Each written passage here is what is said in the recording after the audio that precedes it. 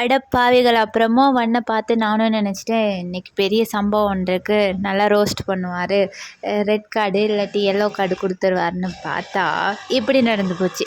ஆமா guys, big Boss season 9ஓட இன்னைக்கான promo 2 வந்து வந்துருச்சு. இந்த ப்ரோமோவில் பார்த்தீங்கன்னா, விஜய் சேதுபதி சார் வந்து எல்லாரையும் ரோஸ்ட் பண்ணுறாரு. என்னன்னா, அந்த அங்கே இருக்கிற நிறைய பேர் வந்து வெவ்வேறு விதத்தில் வெவ்வேறு கேவலமான சில விஷயங்கள் வந்து பண்ணுறாங்க.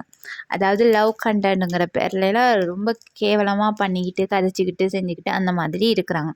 இதெல்லாம் தட்டி கேட்பார்னு பார்த்தா சகிக்க முடியலை. உங்களோட உண்மையான குணாதிசயங்கள் தான் இப்போ வெளியில் வருது.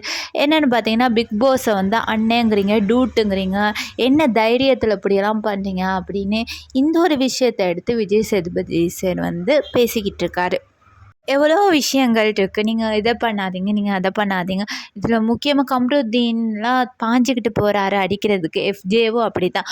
அன்னைக்கே அவங்களுக்கு வந்து ஒரு வார்னிங் கொடுத்து இந்த மாதிரி பண்ணாதீங்க அப்படின்ட்டு எல்லோ கார்டோ இல்லை ரெட் கார்டோ கொடுத்து அனுப்பியிருந்தா அடுத்தடுத்து வர கண்டஸ்டன்ட் வந்து இந்த வேலையை வந்து பண்ணாமல் இருப்பாங்க. நேற்று பார்த்தீங்கன்னா வினோத்தும் அந்த வேலையை தான் பண்ணார்.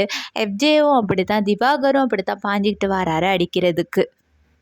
முக்கியமாக ஆதிரைக்கெல்லாம் கட்டாயம் விஜய் சேதுபதி சார் வந்து ரோஸ்ட் பண்ணியே ஆகணும். கலையரசன் அவருக்கும் தான். ஆதிரையெல்லாம் வந்து ஓவராக பார்த்தீங்கன்னா கால்லாம் தூக்கிக்கிட்டு வினோத்தை வந்து எத்த போகிற மாதிரியெல்லாம் போயிருந்தாங்க இல்லையா. இதுக்கெல்லாம் கண்டிப்பாக விஜய் சேதுபதி சார் கேட்டு வார்னிங் பண்ணணும், நல்ல ஒரு ரோஸ்ட்டு கொடுக்கணும் அப்படிங்கிறது வந்து மக்களோட எதிர்பார்ப்பாக இருக்கும். ஆல்ரெடி எல்லாமே குப்பைங்க தான். தயவு செஞ்சு கூடிய சீக்கிரம் வைல்டு கார்டு என்ட்ரியை சரி நல்லபடியாக தாங்கப்பா. இதை பற்றின உங்களோட கருத்தை மறக்காமல் கமெண்ட்